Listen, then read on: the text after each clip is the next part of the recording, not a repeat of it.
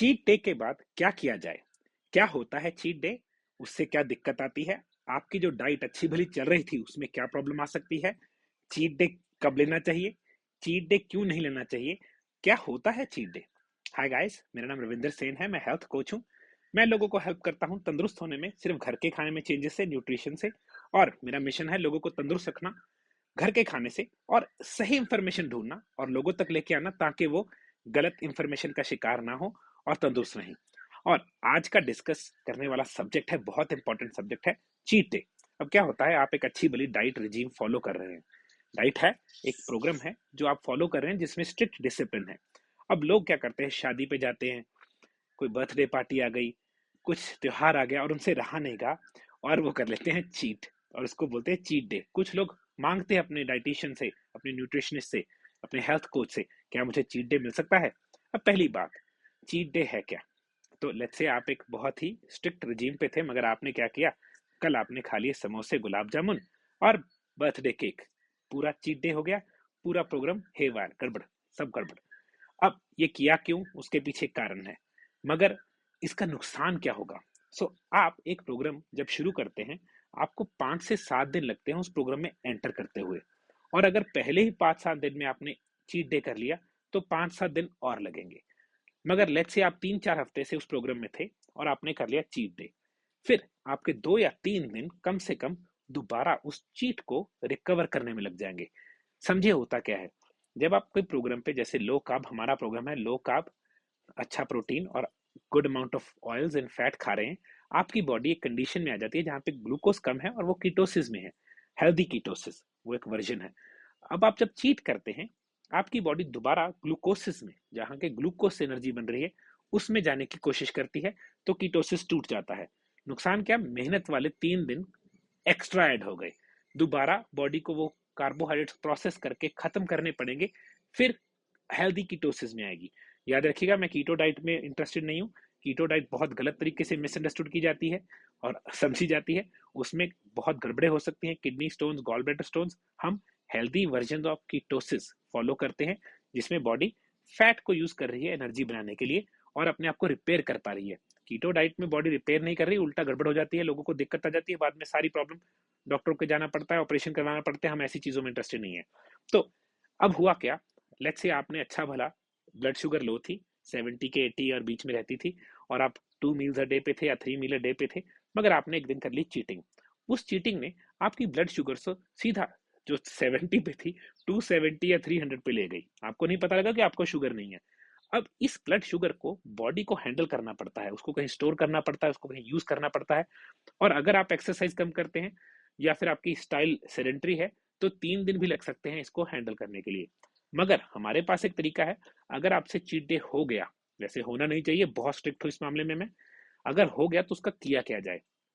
सबसे पहली चीज, हुआ क्यों, आपने कोई चीज न्यूट्रिशन में मिस कर दी 1-2 दिन पहले, जैसे कि ashwagandha, nutritional east, potassium citrate बहुत जरूरी है, नमक कम लिया हो, या आपने एप्पल साइडर या बीटे नहीं लिया। क्योंकि अगर आपकी बॉडी में न्यूट्रिशन है, आपका दिल ही नहीं करता गंदा खाने का।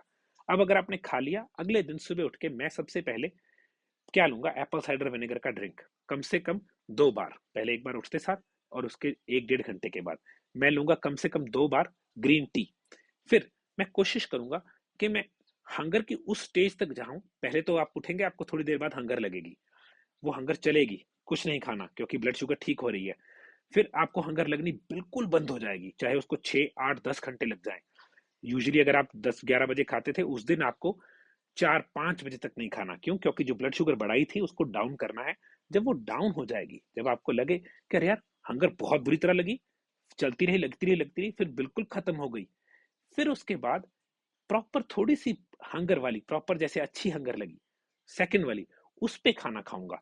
और अगर आपने बहुत ही फट्टे उठा थे ना, पंजाबी बोले फट्टे ही चकते सी कल, बहुत ही गड़बड़ कर दी थी चीट डे में, तो मैं एक दिन कुछ नहीं खाऊंगा। 36 आवर्स की मैं कम से कम, जैसे परसों खाया था रात को, या फिर ऐसे कल मैंने 6 बजे चीटिंग की थी, तो आज का पूरा दिन कुछ नहीं खाऊंगा। अब मैं कल खाऊंगा 6 बजे जान के।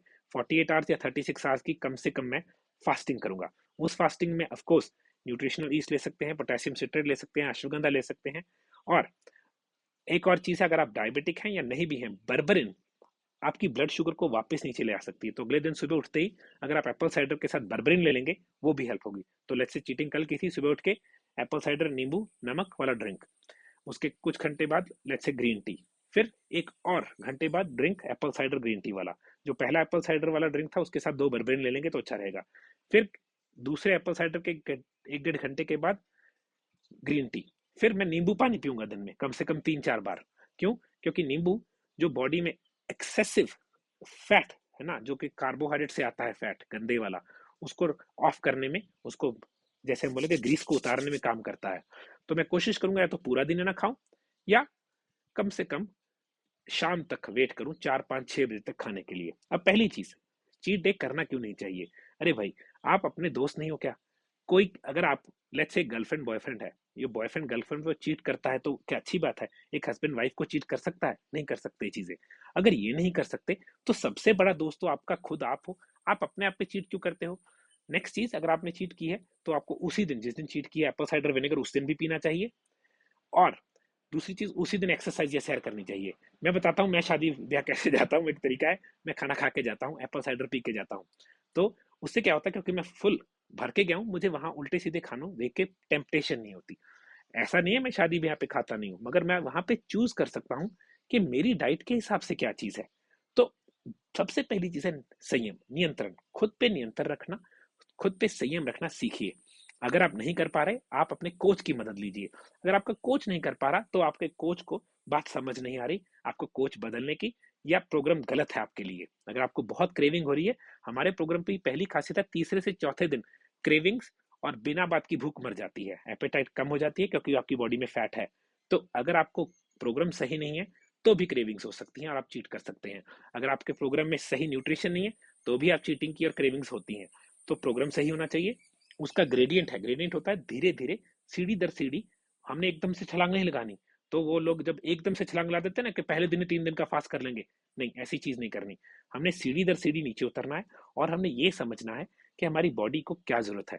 चीट करते ही आपकी बॉडी की ब्लड शुगर बहुत हाई चली जाती है और उससे आपके सारी चीजें जो अच्छे प्रोसेस नॉर्मल हो गए थे वो दोबारा हो जाते हैं। देखिए, आप गलत डाइट बरसों से खा रहे थे, आपने अब 10 दिन हुए, अभी आपने सही रूटीन शुरू की और उसमें ही चीटिंग करने लगे। नहीं यार, कम से कम 4 महीने नो चीटिंग। फिर 4 महीने के बाद मेरा एक रूल है 365, उसका मतलब 300 दिन strict Ravinder Sen style discipline, 1 meal a day और 2 मील अ डे, 65 डेज दे दिए लाइफ को। शादी, बर्थडे, भोग, रिटायरमेंट, वेकेशन, मगर 65 दिन चाहिए नहीं होते, 40 दिन बहुत होते हैं। एक्चुअल में तो 325 और 40 होना चाहिए रूल, के 40 दिन मस्ती के, 325 डेज बिल्कुल स्ट्रिक्ट डिसिप्लिन के लिए। क्यों? आपकी सेहत, आपकी हेल्थ आपके हाथ में है।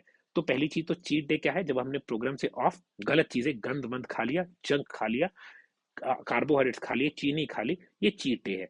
चीट डे अलाउड ही नहीं है। अगर कर लिया है, उसकी हेल्डिंग है, पहले तो उसी दिन रात को एप्पल साइडर पीजिए, उसी दिन एक्सरसाइज या लंबी सैर कीजिए ताकि ब्लड शुगर जो ऊपर गई है नीचे आ जाए। नेक्स्ट दिन Apple cider green tea, Apple cider green tea, अगर बर्बरिन ले सकते हैं वो, नींबू पानी 5-6 बार। और कोशिश कीजिए पूरा दिन नेक्स्ट दिन कुछ ना खाएं, जिसको हम बोलते हैं 36 आवर्स की फास्टिंग करें।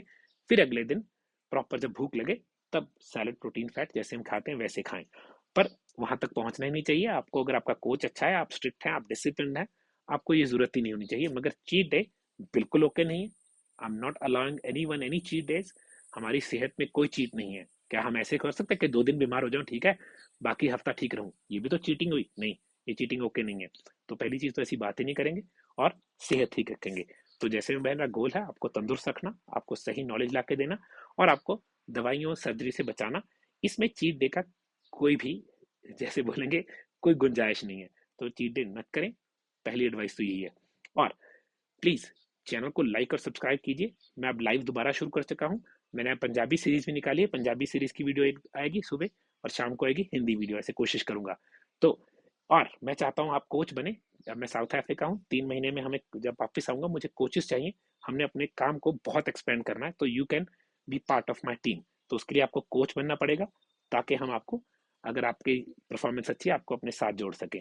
तो बेस्ट ऑफ लक। अगर आपको कोच ट्रेनिंग के बारे में कोई इन्फॉर्मेशन चाहिए मुझे व्हाट्सएप कर सकते हैं। एंड अगेन, आपने वीडियो देखी, टाइम दिया, I really appreciate. Thank you, bye.